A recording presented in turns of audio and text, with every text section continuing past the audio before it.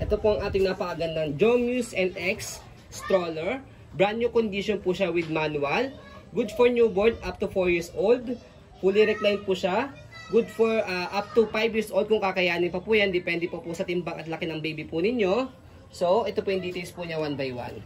So, canopy niya, wala po siyang faded, walang discoloration. Gray na gray po yung color niya.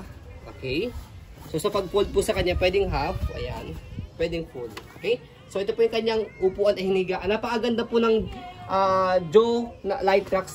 Jomuse LX dahil yung kanyang pagkakaupo is halos flatten siya compare sa mga normal stroller na halos semi-recline siya. Okay?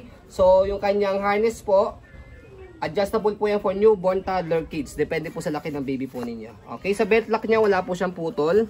Press nyo lang po siya. Ayan. Okay? Kompleto po yan sa kanyang harness pad. Ayan. Okay?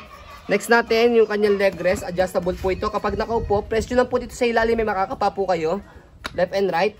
Yan. Pag nakaupo, pag nakaiga naman po, angat nyo lang po siya and then adjust natin sa likod.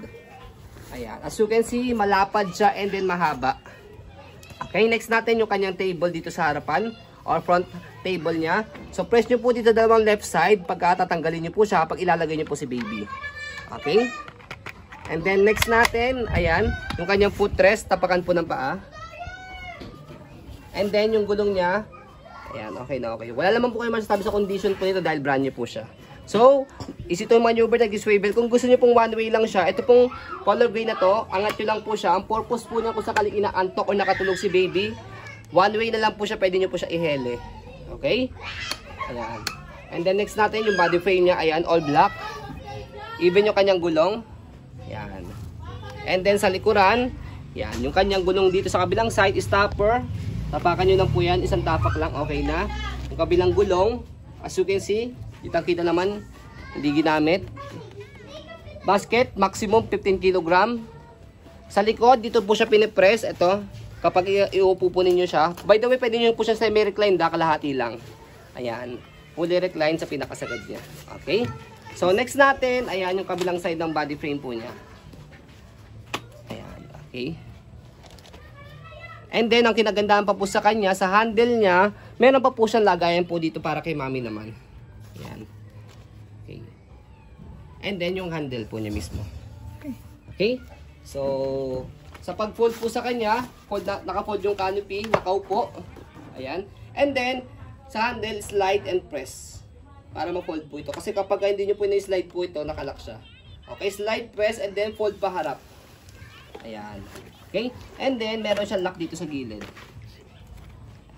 So, can stand alone po ito. Ayusin lang po natin yung kanyang pagkakatayo. Ayan. Stopper nyo po muna para hindi siya mandar. And then, yung gulong niya kailangan nakapasok sa loob. Hindi naka-stopper. Ayan, stopper na. Okay? So, check nyo lang po yung setup ng gulong po niya para pagka itatayo po ninyo, may tatayo nyo po siya. Kapag nasa mall or restaurant po kayo. Sa pag-open, tanggalin nyo lang po yung lock sa gilid. And then, set aside nyo po dito. And then, buka. Napakadali lang po niya i-open sa i-fold. Less hassle po. Ayan. And then, again, hindi po mawawala yung kanyang manual. Okay po? So, ayan po. As you can see, very details po kami sa amin pong pag-video kasi kami siya policy. No refund, no exchange. What you see is what you get. So, ayan po. Maraming salamat. Have a nice day and God bless po.